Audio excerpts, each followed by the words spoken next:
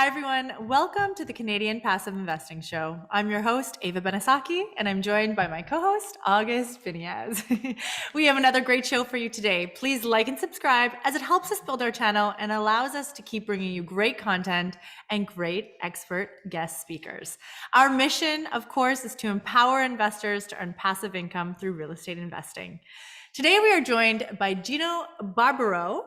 Gino has amassed a portfolio of over 1,600 multifamily units with 100 million in assets under management. Gino is an author, podcast host. He is an educator and a father of 6. That's 6, okay? So we believe this interview with Gino will bring value to passive investors looking to start investing in real estate private equity and to those who want to join a community of investors and like-minded individuals. Thank you so much for being here today, Gino. Welcome to our show. Welcome, Gino. Thanks, guys. It's an honor and a privilege to be on the show. And I got to say, both you guys are looking good today. That's all I want to say. For the YouTubers out there. Thank you, Gino. Pick up your game, YouTubers out there. Dress up. That's right. We don't get out much. Gino, can you just please start off by telling everybody about your background and your start in real estate, please? 30-second intro, because I could go for 30 hours on my intro, because I've had a long life. I've got a lot of experience. I got out of college a long time ago, got into the restaurant business because my father was a restaurateur. He was an immigrant from Italy, opened the restaurant. Was there for 20 years. 2016, I decided ultimately to leave, but there was a long process in the midst of that leaving, meeting Jake in the process. And for me, I loved the restaurant until I didn't. I mean, how many people out there are stuck in a W-2 job? They feel like they're stuck in the rat race. And that's what I felt back in 07, 08. It started winding down. I didn't feel like being there anymore. And I was looking for alternate routes. And, luckily for me, I got into an education company, started my mentorship back then, got into personal development, met Jake. One thing fell after the other, bought my first deal and the second deal and the third deal. And, I figured out that I didn't want to do the restaurant business anymore. Got into the real estate aspect of it. Love the real estate aspect of it. I got into it just to accumulate assets. I didn't think of it as an entrepreneurial venture. We say, Jake and Gino, we create multifamily entrepreneurs. I love your mission statement to empower investors. I was trying to write that down because we all don't have, none of us really have that. A lot of people don't have what my partner, 𝗖𝗽𝗓 calls a catalyzing statement or a mission statement. That's what we want to do at Jake and Gino, because I figured out multifamily is not just accumulating assets. You're building a business, whether you're syndicating deals and creating investors, or you're buying assets by yourself, or you're creating an educational platform, whatever it is a multifamily, it is an entrepreneurial venture. So for me, once I realized that, I'm like, restaurant business, I don't want to work weekends. I don't want to work on the holidays. I'm missing a lot of stuff out of my kids. When I was younger, it was okay. And I thought that's what everyone did. Right? Go to school, get a good job. I thought as a restaurateur, you're supposed to miss these days and these holidays and stuff. And I didn't know until I figured it out. I said, this is something that I don't want to do anymore. I got clarity on what I wanted and I started going towards it. And luckily for me, I've got an amazing wife, got an amazing brother, Mark. My partner, Jake, is amazing as well. So, you surround yourself with the right people, you take some action, you get some accountability. And, there was the 30 seconds goes to 2 minutes. But like you see, there's so much intertwined into that question because people think it's an easy thing. It has been a 20-year journey for me. And I've learned so much over the past 20 years, whether it's the relationship with my wife, the relationship with my partners, the relationship with business, and looking at business from a different way than I did 20 years ago. I'm not a mom and pop investor. I want to scale something up and create some value and create a system within a business so that if I ever want to sell it, I can sell that business and go into another business. So for me, it's been an amazing journey. I mean, just from starting out with one restaurant for 20 years and within 6 or 7 years, accumulating 1,800 multifamily units. Where was the shift? I mean, what happened? What did I learn along the way? I mean, there's a lot to unpack on that question. Definitely, and we'll get to those aspects of it as well. But kind of to put some emphasis on the transition from being a restaurant owner, small business owner, to then becoming a full-time real estate investor. I mean, we have many people on our show who left their W-2 jobs or left their careers, but particularly the restaurant business. I mean, I used to own a restaurant years ago with my dad, so I totally understand the process. But the restaurant business itself, it gets immersed in your life. It becomes part of your life. You're dependent on the income. You're dependent on the success of the business, but then also you have employees and others who are dependent on that business as well. So that transition, in my opinion, is much more difficult than just leaving a job or leaving a career. You're leaving your baby, something you've worked so hard. And also kind of on that restaurant topic, there's somewhat of a cultural dogma that exists, people saying, hey, Gino, stick to your lane. This is what you're doing. This is your business. What are you doing? Real estate investing, educating. So, talk to us about this, the transition a bit more, and the anxiety that exists. So I'm sure a lot of people are stuck at a job that they're not happy with, or in a business that they know there's something greater within themselves. That's something that we both went through, even though we were real estate professionals who's continued in the real estate business, but in a different type of aspect of it. But talk to us about that transition and the anxiety and what people said to you and the whole process, please. Let me start out with a quick joke for both of you. How do you make $1 million in the restaurant business? I don't know. Start out with 2 million. Oh gosh. It is a hard business. And the one thing that I learned in the restaurant business was when people complain to me and say, oh, I worked an 8-hour day, or I worked 10 hours. And well, work when it's 105 degrees in the kitchen and you have 7 people screaming at you and you've got to learn another language and people can't wait 6 minutes for the lasagna because they get a package overnight. It's all about instant gratification and all of that pressure, and then working all week and you're the owner and not getting paid. Everyone else gets paid and you don't. There's pain in that, right? And for me, I didn't understand how to scale that business. And it was hard because I was taught by my father.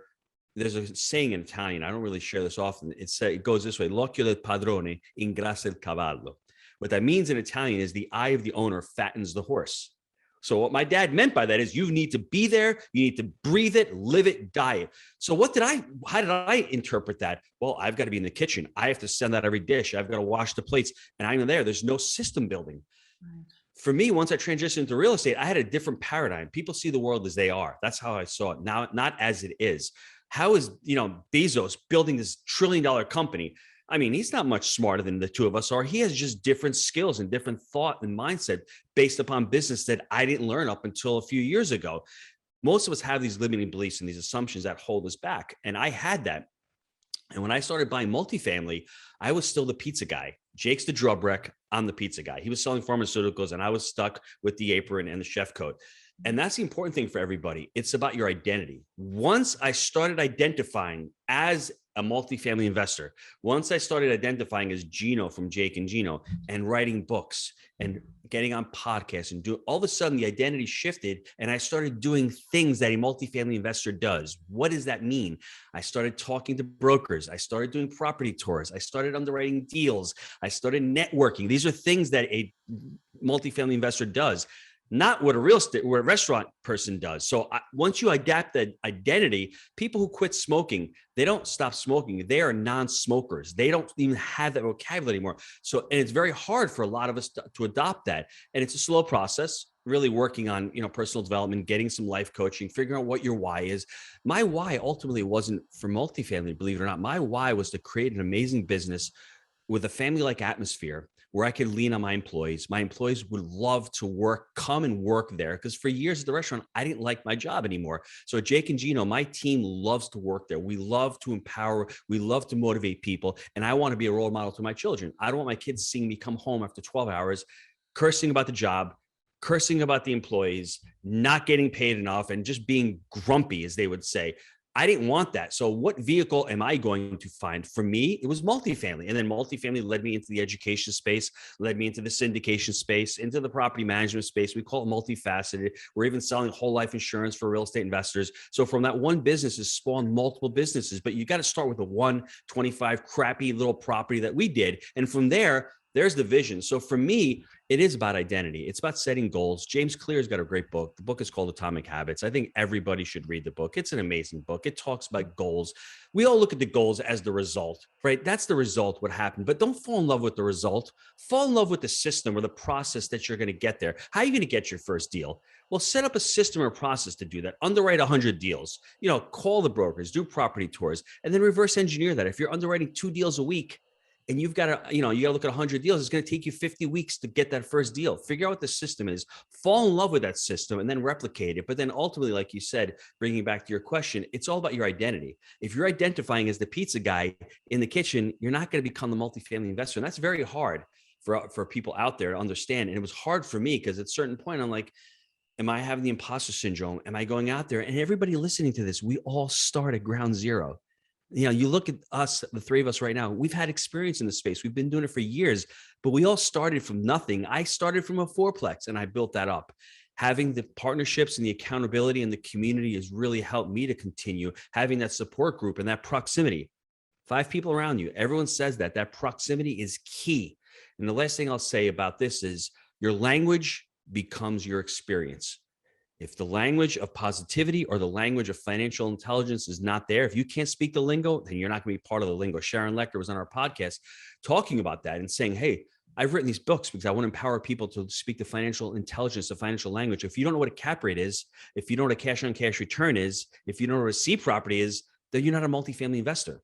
That's the bottom line. And it's the same thing in any space. So know the language, and your language becomes your experience. When you talk to yourself, how are you talking to yourself? How are you presenting yourself? Where's the energy in your life? If you have no energy and no passion and no desire, it all goes out the window. So you have to check yourself, check where your identity is, and watch what language you use around yourself and around your others, and especially in your own mind. Absolutely. Does that make sense? Absolutely, Yes. 100%. And also that Complete identity, sense. just to add on that a bit, there's preconceived limitations that a pizza guy, identity has, whereas a real estate investor doesn't. So there is a mindset that's there. That is kind of the concept of immersion and surrounding yourself from everyone. Eat, live, sleep. This concept of whatever business it be, the student of the game, and we're going to get into those.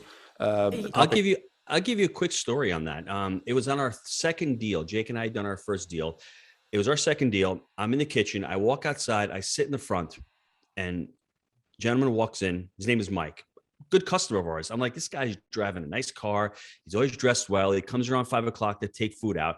And I start speaking to him. And like, Mike, what do you do for a living? He was a hedge fund trader at the time. And I'm like, and he's asking me, and we're talking about China and oil and gold and the economy and inflation. And he looked at me as the pizza guy. And he's like, oh man, you really know what you're talking about this stuff. I said, yeah, I'm looking into multifamily. I bought a 25 unit. I'm buying a 36 unit. Now, Mike at the time was buying single family homes. So he's like, you know what? Give me a call. Let me look at what you're, looking at. Called him up a week later. Long story short, he invested on the second deal, partnered up on the second deal. His balance sheet was strong.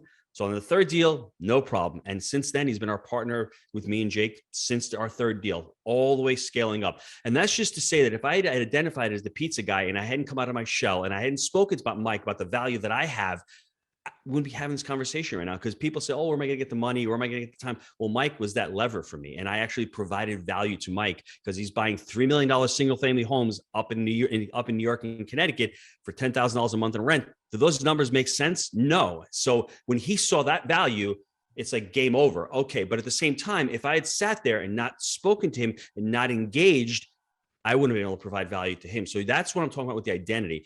Don't be afraid. What's the worst that can happen? That conversation's over. I never speak to Mike all over again. But when God opens up a door, you have to go through that door. You have to be present and say, what am I going to do? Was I lucky that day? Probably. But was I working hard? Yes. So the harder you work, the luckier you get and the more opportunities that present themselves to you. That to me is what it comes down to. We all need a little bit of luck, but without hard work, luck ain't going to get you nowhere. And luck is when preparation meets opportunity. That's right. I love that. Excellent. Preparation meets opportunity equals luck. You should trademark that.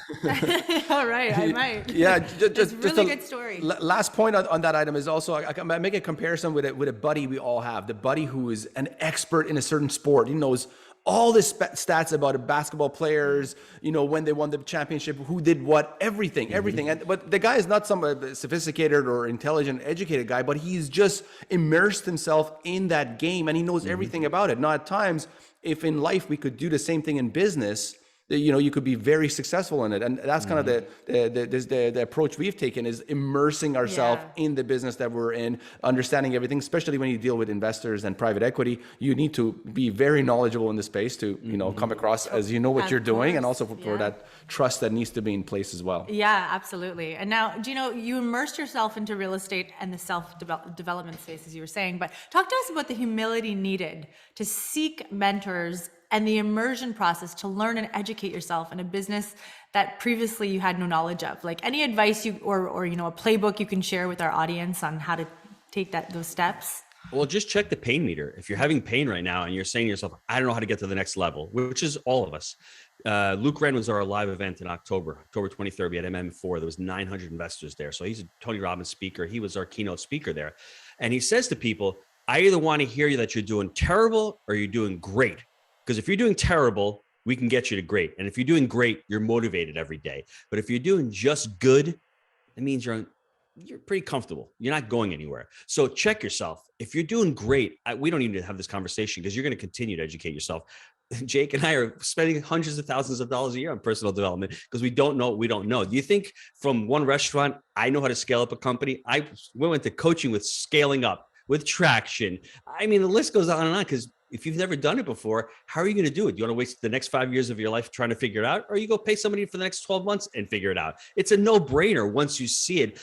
You have to look at it as an investment. Most of us look at it as an expense, unfortunately, but the entrepreneur sees that education. If you're spending 300 grand to go to a 4-year college, what the hell are we talking about with $20,000? What is he? Why are we even having this conversation? It's not even, shouldn't even be having a conversation. If you're thinking that way, you're thinking small, and that's okay. That's where you're going to stay. And I was there for years until I ripped off the Band-Aid back in 2008. And I said, how do I do this? I've already lost 150 grand on one crappy deal. I already bought a deal after that I was in for 10 years. If I had the education before that, I would have saved on those two experiences, but I didn't know. And once I educated myself and I got into the mentorship program, wow, I understood what due diligence was, and I knew what a cap rate was, and I knew how to analyze a deal. It's not really hard. And then I found another mentor, which took me to another level. And then on that third deal, I had a mentor that was walking me through the deal. It was a $4 million deal for us at the time, 136 units. That deal is worth over 12 million bucks right now, that one deal. He was giving me documents, takeover checklist, underwriting. He was giving me the credibility book, like you said, all these things that I didn't know what they were. Could I have done it myself? Probably. Would I have made mistakes? I probably would have made more than $20,000 in mistakes in what my education cost me. And I look at it that way. Are you serious? Do you want to waste time, or do you want to see somebody who did it, follow a proven method? And you're not going to stop with one education program. I buy tons of books. I'm constantly getting coached, whether it's speaker training, whether we're doing our live events. We have coaches to put our live events together. When you're putting a live event together for $200,000, what the heck is $5,000 or $10,000 to coach on that, to do it properly, to add different, ways to monetize or to bring value to the person going to the events? Look at it from that perspective. I'm telling you, I'll say it once again, don't look at it as an expense. Look at it as an investment. Whatever you learn, one of these days, you may be able to monetize and teach others how to do it. That's what ended up doing with me. I started with the mentorship and coaching. And the amazing thing about the coaching and what we've done with Jake and Gino is every week I'm learning something new. I'm interviewing other amazing guests. We just had a boot camp this past weekend in Atlanta, 80 students. We're doing finance right. There's so many things that I learned from the students, whether it's a market, whether it's a technique on how to find a deal, whatever it is. So it's learn, do, and teach. Yes. And then once you teach, it's amazing what you learn. People don't understand that. So once again, look at it as an investment in yourself that you will keep for the rest of your life. Great. On that topic of educating, let's kind of get into that next question here. Yeah. Because you were talking about going from a student of the game to now being a thought leader. And we have many Canadian and US investors who have been in touch with us, and they are part of your guys' investor educational community. So your reach is international, which is fantastic. But maybe you could talk to us about building the Jake and Gino platform. How did the idea come about, and what is it that you guys do, and what does the future look like for the Jake and Gino educational platform? When we started out, you see all the gurus selling education. I said, Jake, it's March of 2016. You're doing the portfolio full time, and I have no job. I just left the restaurant. I'm in Florida. Jake is in Tennessee. I'm like, you know what? Let's see if we can buy some assets in Jacksonville, where I had moved at the time. And I wasn't really thrilled with the market. So I said, you know what? Let's write a book. We might as well. We've got a couple hundred units. Let's start a podcast. It was just for fun like that. I started writing articles. And then one thing led to another. Then I created an educational program on Kajabi. It was a learning management system. I created videos and all. It was really started more for a passion project for myself, and not really to monetize. It was just a lot of fun. And then in March of 2018, we brought our first sales representative on. His name is Josh Ruse. And from there, it's really grown. It wasn't started to really monetize. It's been amazing the last couple of years, but I started out more as a selfish, passion project. Because every weekend, as you guys know, when you're interviewing people, whether it's Sharon Lechter, Mark Victor Hansen, Michael Gerber, T. Harv Eker, Oren Klaff, I mean, the list can go on and on. And how much money would I need to spend to get these people on the phone call for an hour? Thousands of dollars. Well, with the podcast, I'm able to talk to them every week. It's selfish. And when brokers, listen to us and hear us, they go, oh, I know Gino and Jake. let me send them a deal. I mean, it's just, that's where the benefits have come from. And I'm not a thought leader by any stretch of the imagination, because most people who are thought leaders or experts are usually wrong. I'm just out there sharing information from other people and trying to package it. We have our system. It's buy right, manage right, and finance right. But for out there, the market is constantly changing. So being an investor, being what we call vertically integrated, understanding all three aspects of that business and being able to share it with the students, and then the students learn, and then the students are able to partner with us if they want to. And then ultimately, for me, it was more of an abundance mindset.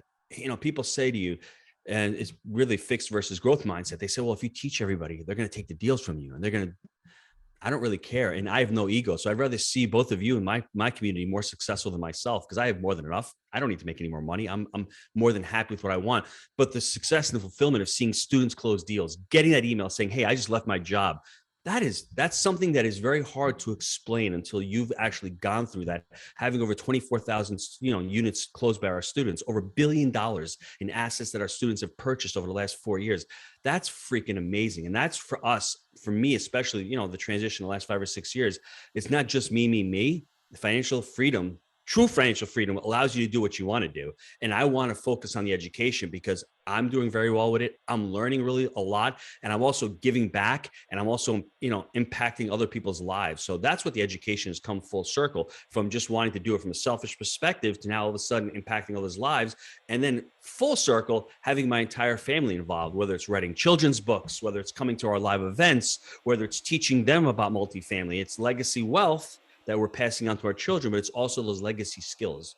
We want to pass on skills to our kids. Money's great, but if they don't know how to make it, or they don't know how to manage it, or they don't know how to spend it, it's all for naught. So teaching them these skills and letting them see the amazing community that we've built and all the families that are there, and having lifelong relationships from that is, I think, it's a long answer. I know it's been a long answer, but for me, that's what it's been for the last 5 years. Gino, if you're not deserving of being called a thought leader, I'm not sure who can. So we attest to the fact that you are a thought leader. Abundance mindset. I love that. Now let's get into kind of the business side and the business side of investing, if we may, please. Sure. Yeah. So we're in real estate private equity. We also known as a syndication business model. We like to call it both. But your business model is not solely utilizing private equity, but you are the sole owner of many properties you own and operate. Maybe you could talk to us about these two business models and your experience. Well, they're both great. I mean, I think when you go into real estate, especially multifamily, there's so many different strategies that you can employ. You can buy deals on your own, like Jake and I have. You can syndicate deals and raise capital like you guys have. You can do creative finance deals, right? Get seller financing on these. I want to look at every deal through every lens. For us, the syndication model came late. You don't know what you don't know. We first started out back in 2010, 2011. Let's take a trip down memory lane. There were a ton of deals. There were deals everywhere. But were the banks lending? And was there private equity? Was there capital? No. So Jake and I had to bootstrap it, and we started buying deals ourselves. We were fortunate that we got into that point. And what we ended up doing was that instant gratification was delayed. We didn't sell our deals, which is what most people do. We bought our deal, we refied the deal out, and then we bought the next one with those proceeds. In the first 1,000 units, we were able to refi out over $15 million from the portfolio. That money goes back into the next deal. And for us, that was powerful. I can sit here and say, should we have started syndicating sooner? Probably. We probably have 4,000 units, but that wasn't in our mind. We just wanted to build equity, and we were within a 3-hour radius of Knoxville. We wanted to control. And at this point, we didn't want to outgrow our infrastructure, because remember, we have our own property management company. So if we buy 3,000 units in 1 year, we've got to hire 20, 30, 40 employees. So for us, that model doesn't fit us, right? We'd rather hold a smaller number of units within that area, be able to manage them, because now we have a CapEx crew. We're actually, building out our own units right now. We're taking flooring in-house. We're doing a lot of the stuff in-house. So for us, scaling up really, really big may hurt our model, especially now with the hiring, freeze going on and the labor shortages. It's a little bit difficult. Syndication is awesome, because when you're looking at a deal, and the first deal, I was sharing the story with Jake this morning, our first deal at syndication was back in March of 2016. It was a $55 million deal. And back then for us, where are we going to get $12 or $14 million? He calls me up. I'm in the library, because at this point I'm in transition. I have no office. I'm not at the restaurant anymore. I don't have an office. So I'm working out of the library. I walk downstairs because people are telling me, shh, stop talking. I'm like, dude, talking real estate deal here, right? And I get on the phone. He's like, there's a $55 million deal. And I remember saying to myself, I felt like throwing up. You ever get that feeling in your stomach? Like, what is he, how, what? It was so scary at the time. And I look back at it, he's like, let's learn syndication. So at that point, we didn't buy the deal, wish we had. That's when we took our venture into syndication and saying, let's look into these larger deals. Let's get out of our comfort zone. And I love the syndication model because it is a great way to monetize in a couple of different areas. You can get an acquisition fees on the front end. You can invest as a limited partner on the other side. You can get asset management fees. You can scale up and you can really choose what your expertise is. If you love to raise capital, you can do that.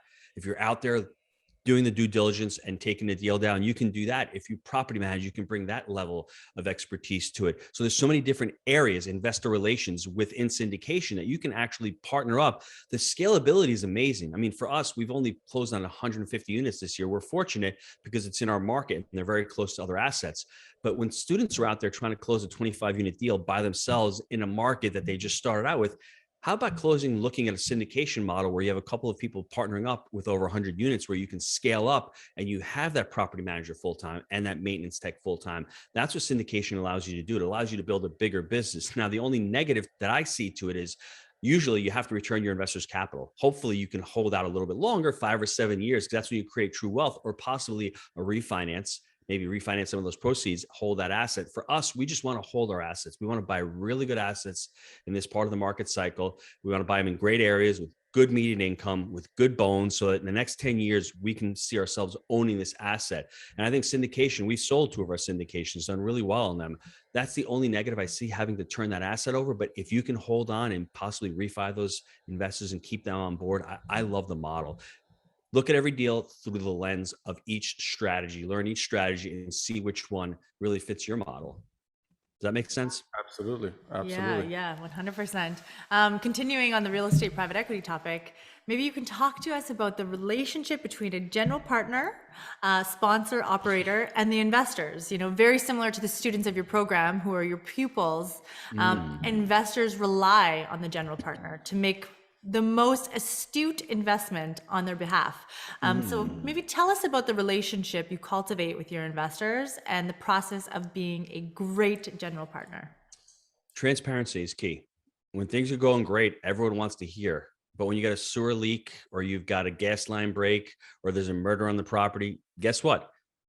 You need to tell them right away also. And I think investors, especially during this COVID, if you've seen over the last 18 months, any bad news, I think investors can understand that when there's an eviction moratorium on there, there's nothing you as the general partner can do to really do anything about that. So being transparent is number one.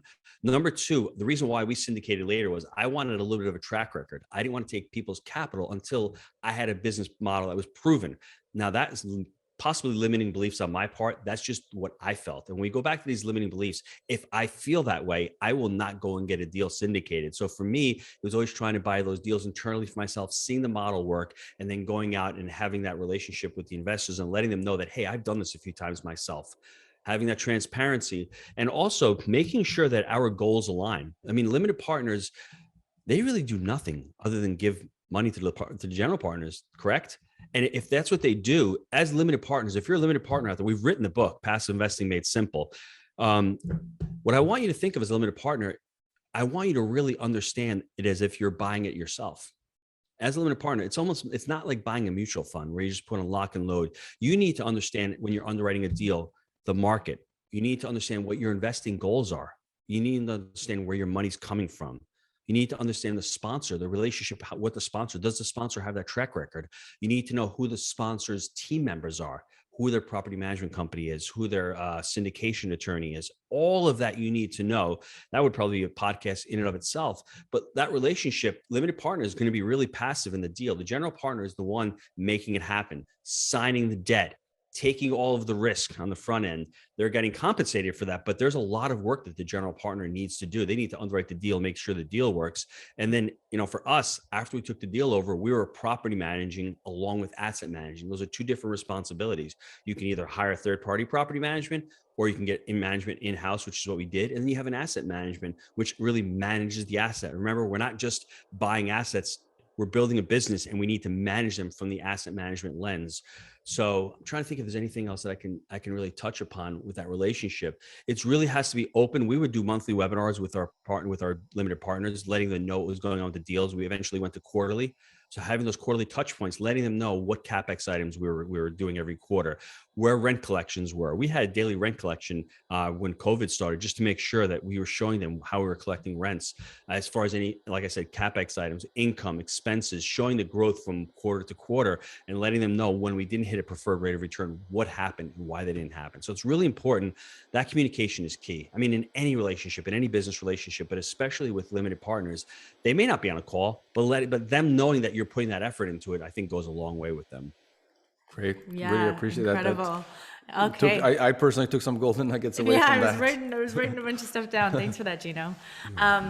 Gino, you're a father of 6 beautiful children, which is incredible. In my opinion, being a father of 6 is actually more work than managing a real estate private equity firm, I would have to say. So maybe you could talk to us about time management. How do you create time to spend with your children, family, and managing your business? That's a tough question, because for me, it's about values-based decision making. I don't have many activities in my life. I have my family and I have my business. Then I have other hobbies. So I am not watching football on Sundays for 7 hours like most people do. I'm not going out to the bar every weekend, hanging out with my friends. I'm not going to play golf. I hate golf. I could never imagine myself on a golf course every Sunday for 6 hours. I don't have the time for that. And I don't think that's high value for me. So if you want to have a family, want to have an amazing business, an amazing relationship with your spouse, an amazing relationship with your kids, there are certain things that you can't have. And we're always taught that you can have it all. You can't have it all. You have to choose and you have to decide, because if you have it all, then I think you have nothing. Compromise. That's just my personal opinion. Compromise is a very important part. Yeah. Yes. So for me, I just chose to spend most of my time building my businesses, most of my time building the teams out, scaling with Jake. And then obviously we homeschool our kids. So I'm able to see them throughout the day a lot of times. I'm going to go play tennis this afternoon with one of them. Yesterday I went out with the other one. So spending time with each one of them is really important. And time blocking. If you don't time block and you don't go through that process, for me in the very beginning with the restaurant, working 50 hours a week there, people say, well, how do you find the time? I will guarantee everybody, if you put down a 24-hour timesheet for the next 7 days, if you see where you are wasting your time, you'll be pissed off at yourself. Stop watching Oprah. I don't even know if she's on anymore. Stop watching a YouTube channel. Stop doing Facebook. Stop doing all that. My phone is gone. My phone's out of the room right now because I need to focus on this. So it's really time blocking, being intentional with your time and getting more out of your time. That's what most of us don't do right now because we're so distracted. There's no such thing as multitasking. You cannot multitask. You have to single task, focus on what you need to get done, and then move on to the next task. We're scattered. We're all over the place. So for me, start out with time blocking and then create your week, whether it's a Sunday or a Monday. Delegate all the responsibilities you need to get done during the week, write them down, and make sure you have time planned for each of those. And for me, like I said, it's family and business. That's the 2 things that I focus on. And that's how I get a lot of stuff accomplished. Amazing. Time blocking is definitely a game changer for anybody listening out there. Yes. And stick to your time blocking. Stick to it. Yes. Yes. And now, since we're on the topic of children, many of us we were not taught the fundamentals of money and investing from our parents. Is more like go to school, get a job, save, and put some money in for the retirement. So now we have to go out and learn it. And I have a lot of conversations with investors, and they were saying the exact same things to me. Learn it, research it, and then explore to find the answers. Now, have you started teaching your children about making smart investments and how real estate investing can be a wealth building machine for them? For me, my wife came up with the idea to create an academy for kids. So we created the Personal Financing Academy. It's part of Jake and Gino. That's it's 13 weeks. Wow. Well, I mean, if you think about it, have we been taught in school what skills we need to learn? Have we been taught in school insurance, taxes, credit, financial planning, money, banking, all of these skills that we're never taught? So we decided to create a program for those young adults. And for us, we've been started writing children's books. This is our first children's book. The cannolis exploded. Now what? It's starting out really early on, having parents sit down with their kids and read the story and talk about it. The story is about personal responsibility. That's what really what it comes down to, having personal responsibility. And, as far as allowing and teaching my children, I let my kids invest in my deals. So my 17-year-old son at the time, this was 2 years ago, wanted to buy an amplifier, wanted to spend $1,500 on an amp. I'm like, okay, you have $5,000 in the bank. I'm not allowing you to spend 30% of your net worth or whatever it was at the time on that. I've got a deal. Would you like to invest in my deal? He put the $5,000 in the deal. Best decision he'll ever make his entire life, because the property 2 years after, we've refied it twice. We've sold an asset. So his 5,000 has grown to 50,000. Now he looks at it. And the amazing part about it, remember, your language becomes your experience. All of a sudden he's saying, Dad, why haven't we had any owner draws this month? Where's the economic occupancy? Nice. Right? Why are there 30 units that aren't to rent, market to rent? All of a sudden, refi and roll. When's the next refi and roll coming, Dad? All of a sudden, these questions that he never would have had any idea. He put a little skin in the game, and he's understanding the model. And now he's got that capital. He doesn't care about an amplifier. He's like, when's the next deal? I want to roll my money into the next deal. So allowing your children to see that process, whether it's $100 or $1,000 or $10,000, letting them have that buy-in and letting them understand what's going on, getting them on the calls with you as well. Spend time with them, walking them through this. It'll be life-changing to you, because now all of a sudden I know he understands multifamily from that aspect. And I was able to have him work with our company, underwriting deals, working with our Rand Partners company, our syndication company. He did an internship over the summertime. So for him, being on the underwriting calls, looking at those assets, looking at all the debt that we're using, and look at Fannie and Freddie and all those different things on that side of it, include your kids. Don't be afraid to speak to them about money. And it's just a simple conversation, as reading a children's book. And then from there, continue that conversation. And it's unfortunate because they've made this money, this taboo, this daunting thing where it's really not that difficult. Money is something we make and we utilize. It's another tool in the tool belt. And the more money you make, the more opportunity you have. And we can all spend it in any way. Ultimately, I think what we're all trying to capture is our time back. And money allows us to use our time in any way. If I had to go to work right now in a W-2, I wouldn't be on the podcast with you right now. I'm able to do this because I'm quote unquote financially free, and I want to do this. There's a big thing to be said about making tons of money. It's not how much money you make, it's how you use the money. Amazing. So, and your son being introduced to this excitement of your money growing for you passively at such a young age. I never felt that until I figured it out on my own. But the point that he got that excitement at such a young age, it's going to become an amp. No way. I want to invest my money and get it working for you. And that is amazing. I love that story. Thank you so much for that. So here's a good one, Gino. What is your advice to anyone looking to start passively investing in real estate? Well, you've got two experts on the call right here. Find the experts. That's what I would do. Thanks. First thing you need to do is, honestly, you need to know what your goals are. Are you even looking into multifamily? Is it too risky for you? I would say multifamily for the next 10, 15, 20 years, we're renting. And the US is becoming a renter's nation. Look at the demographics, whether they're millennials or baby boomers. The asset is in demand. The affordable housing crisis that we have, we are millions of units short of affordable housing. That's the reality. And there's a shortage in the single family space as well. So they're not able to buy homes. So they're either stuck, they're transient, they're moving around. I mean, apartment renting is great. I mean, rent an apartment for $1,200 after a year, you give the keys back. I mean, it's an amazing thing for young adults. And that's where I think it's going to be as far as the future. So, I love the apartment space. I love the multifamily space. I know, cap rates are compressed and all, but where else are you going to find an asset that's a basic human need? It's food, clothing, and apartments. That's what it comes down to.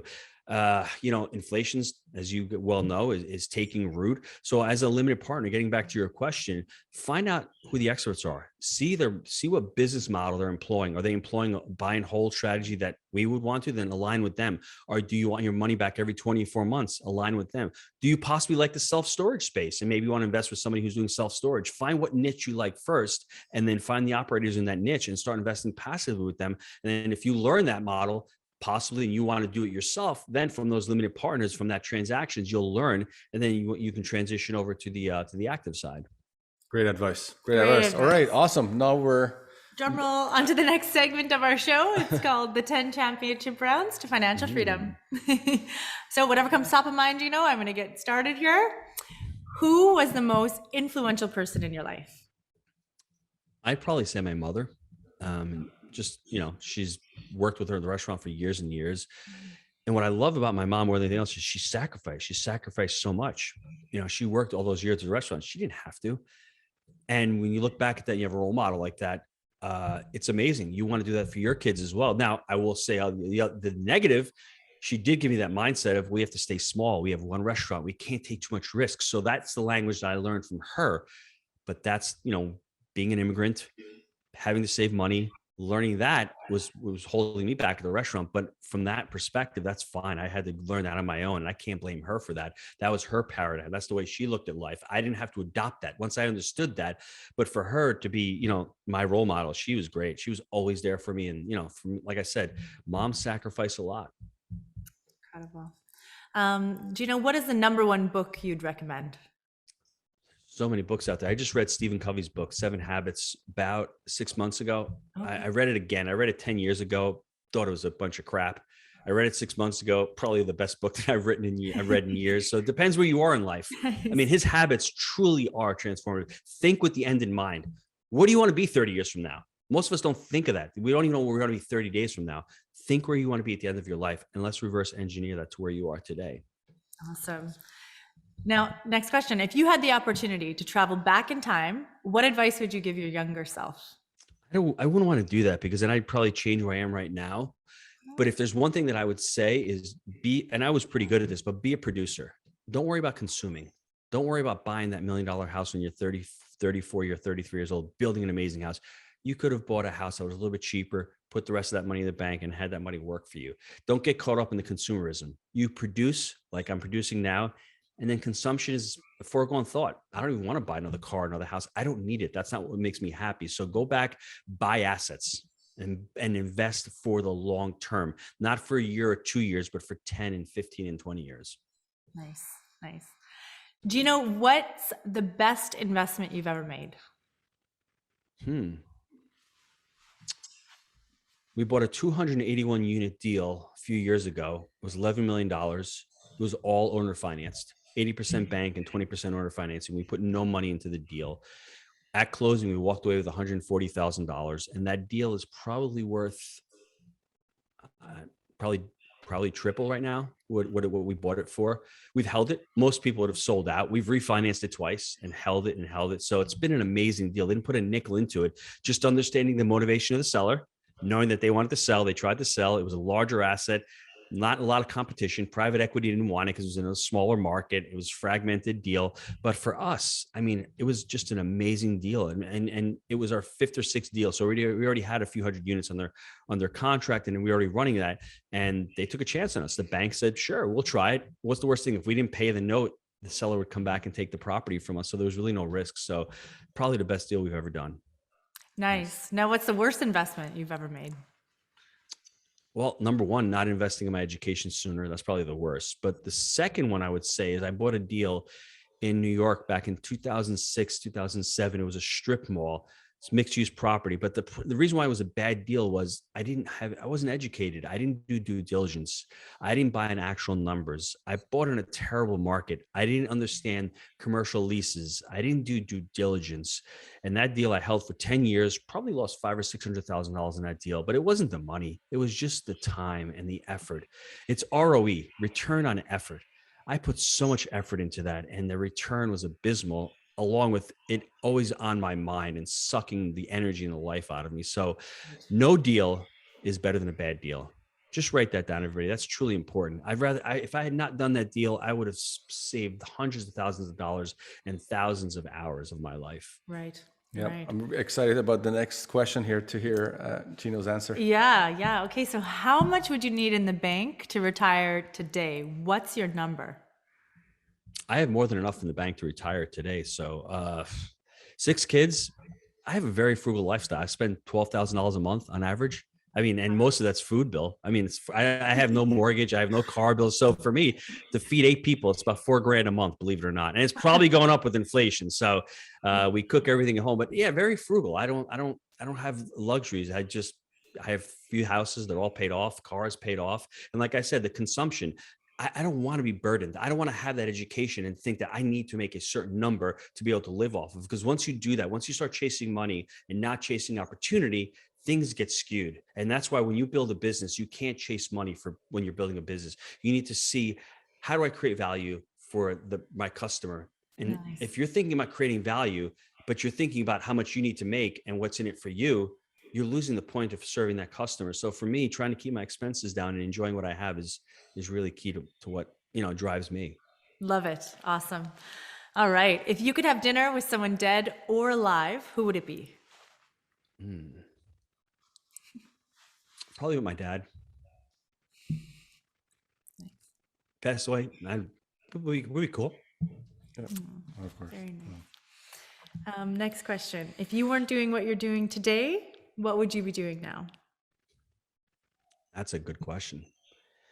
Well, I had the restaurant in New York. You see what happened in New York. They locked everything down there. So I'd probably be homeless right now and not have a business, I guess. So I don't know. I honestly have no idea. And that's what it is about being proactive. Yeah. For everybody listening, we all think, I should say, not you, we all think that having a job, there's no risk in that.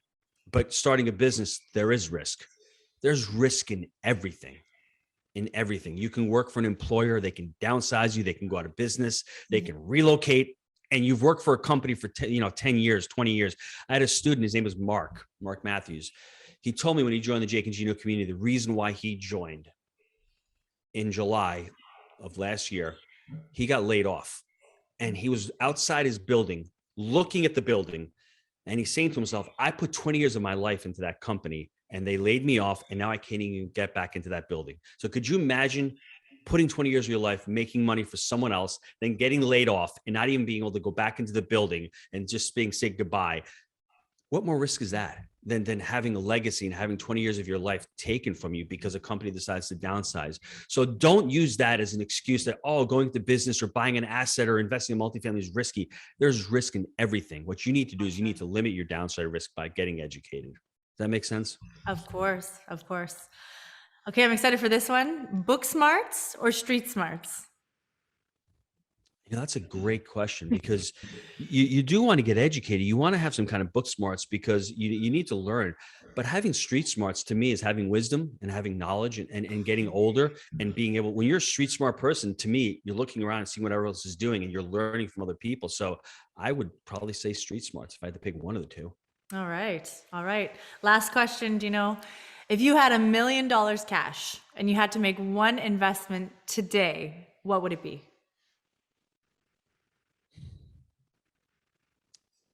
Depending on the situation, I'd probably put it into whole life.